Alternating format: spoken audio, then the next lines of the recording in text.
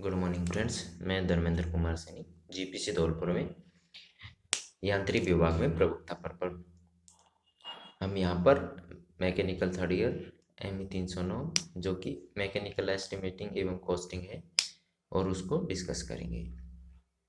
उसमें हमारी unit number 8 है फोर्जिंग। तो बेसिकली फोर्जिंग क्या चीज़?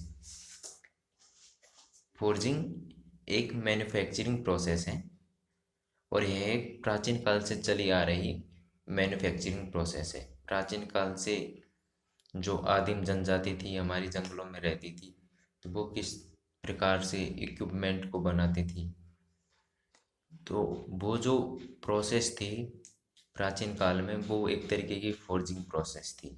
आज के ज़माने में भी जो गाड़ी लोहार है जो इक्विपमेंट बनाते हैं, कुल्हाड़ी ले लो या कुछ और चीज़ ले लो, वो फोर्जिंग की मदद से ही इक्विपमेंट को बनाते हैं। आप सब लोगों ने देखा होगा किसी लोहे गाड़ियाँ लोहार है जनरली लोहे के सामान बनाते हैं, तो जो उसमें प्रोसेस क्या रहती है फोर्जिंग में कि जो लोहा है उसको गर्म करते हैं एक टेम्परेचर तक, फिर उसको भट्टी में से निकाल के उसको ठोका पीटी करते हैं या उस पर हैमरिंग की जाती है। उसको हैमर से पीटते हैं, हैमर से प्रेस करते हैं। तो यह जो प्रोसेस थी वो कहलाती है फोर्जिंग। तो हम उसके आधार पर आगे बढ़ते हैं। हमारे पास बेसिक नॉलेज है उसकी फोर्जिंग क्या चीज़ है, तो उस बेसिक नॉलेज को लेके हुए हम आगे बढ़ते हैं। तो फोर्जिंग एक मैन्युफैक्चरिंग प्रोसेस है जिसमें हम हैमरिंग या प्रेसिंग के माध्यम से मेटल को इच्छित आकार एवं आकृति में बदला जाता है। ठीक है। अब हमने कहा कि अब पढ़ा कि उसमें सबसे पहले भट्टी में लोहे को गर्म किया जाता है, तो वो जो गर्म करने वाली प्रोसेस है वो एक तरीके की हॉट फोर्जिंग वाली प्रोसेस हो गई। ठीक है। फोर्जिंग में सामान्यतः हॉट मेटल का उपयोग किया जाता है। जनरली हमने देखा है वो प्रोसेस थी गाड़ी लोहार वाले जो प्रोसेस करते हैं उसमें क्या करते हैं, गर्म करते हैं, गर्म करने के बाद उसको भट्टी में से निकालते हैं, निकालने के बाद ठोका पीटी करते हैं। ठीक है, वो कहलाती है हमारी हॉट फोर्जिंग। तो सामान्यतः फोर्जिंग में हॉट मेटल का उपयोग किया जाता है। हालांकि कुछ एक जगहों में कुछ एक ऑपरेशन में कोल्ड मेटल का उपयोग किया जाता है, अर्थात हम जो धातु है जिसका हम इक्विपमेंट बनाना चाहते हैं उसको हम गर्म नहीं करते हैं, सीधा ही उसमें हैमरिंग की जाती है। अर्थात इसके आधार पर टेम्परेचर के आधार पर हम फोर्जिंग को मुख्यतः दो भागों में बांटा है। एक तो हमारा हॉट फोर्जिंग हो गया जिसमें मेटल को गर्म करते हैं, दूसरा हो गया हमारा कोल्ड फोर्जिंग जिसमें मेटल को हम गर्म नहीं करते हैं।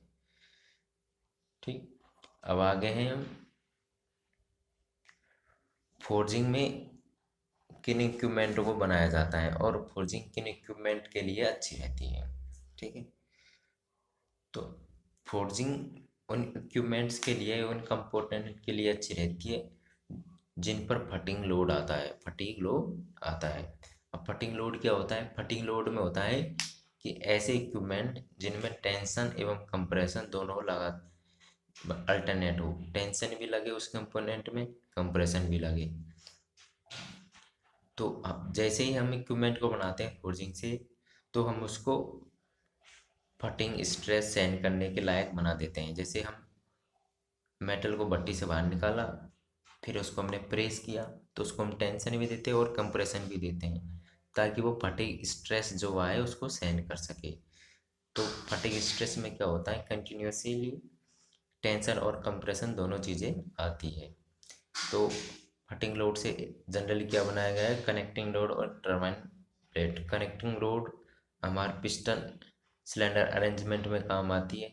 जो सिलेंडर है उसमें पिस्टन घूमता है और पिस्टन से कनेक्टिंग रोड अटैच होते हुए हमारे पास क्रैंक तक जाती है।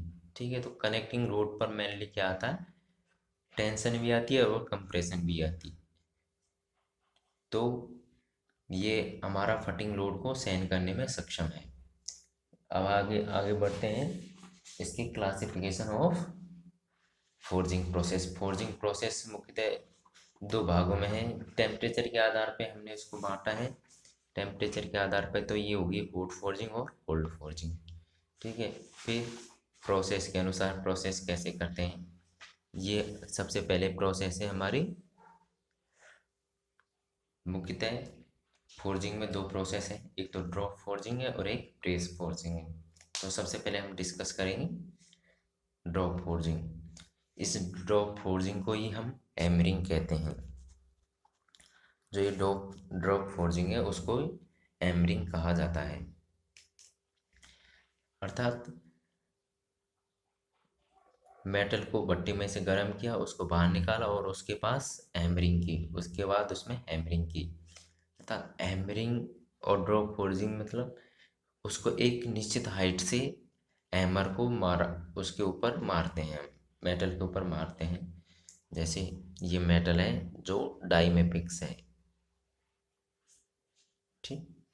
और ये ऊपर वाला पार्ट को समझो हैमर, इसको एक निश्चित हाइट से ऊपर से नीचे गिराते हैं। तो ये ड्रॉप किया एक तरीके से। अब ड्रॉप करने में क्या होता है इस प्रक्रिया में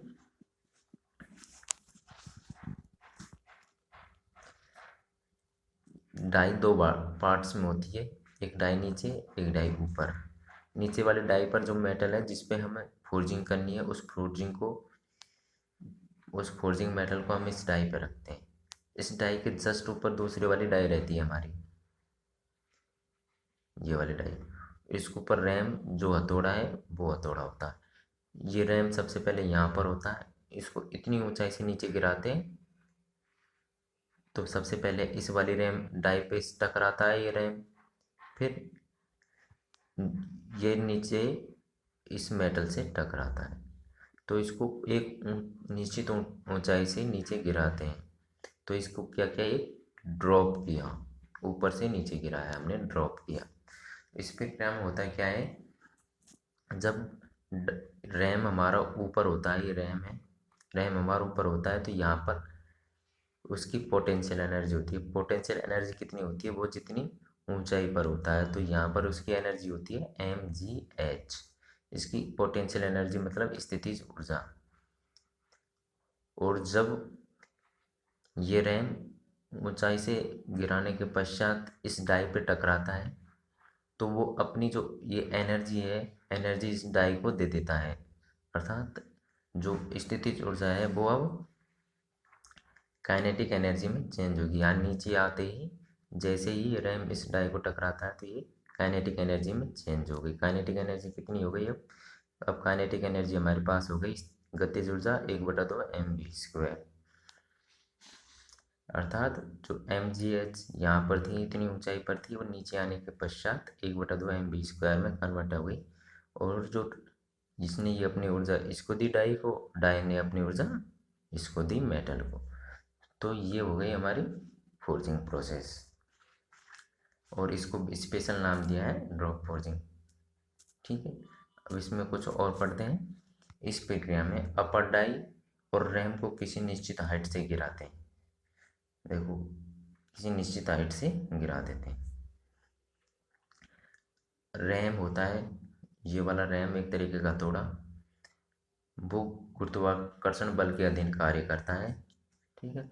और रैम की एनर्जी को हम मेटल वर्कपीस को ट्रांसफ़र कर देते हैं, सबसे ये वर्कपीस। तो ये होगा हमारा ड्रॉप फोर्जिंग। इसमें क्या हुआ, जो स्थितिज ऊर्जा है वो गतिज ऊर्जा में बदल गई। ठीक। अब उसके बाद पढ़ते हैं दूसरा हमारा है प्रेस फोर्जिंग। ये वाला टॉपिक है प्रेस फोर्जिंग, सेकेंड नंबर का टाइप। तो ड्रॉप फोर्जिंग और प्रेस फोर्जिंग थोड़ा सा अंतर है।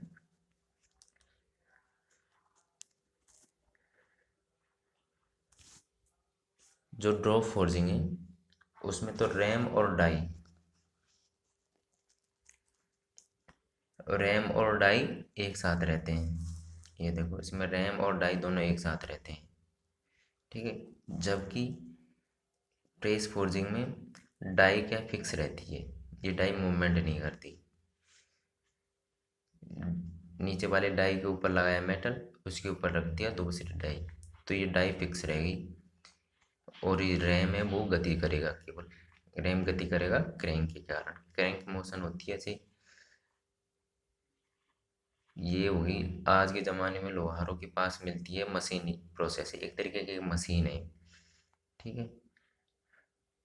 और ये मशीन ऐसे घूमती है, इसके घूर्णन के कारण ये जो रैम वाला पार्ट है वो अप मोशन करता है और डाउन मोशन करता है, ऊपर नीचे मोशन करता है। जैसे ही ऊपर मोशन करेगा तो इसमें स्थिति ऊर्जा होगी, नीचे मोशन करेगा तो ये सबसे पहले इस डाई को टकराएगा, फिर ये मेटल को टकराएगा और ये अपनी ऊर्जा इसको ट्रांसफर कर देगी। इस वाले केस में जो एनर्जी होगी वो एनर्जी कैसी होगी, 1/2 I ओमेगा स्क्वायर।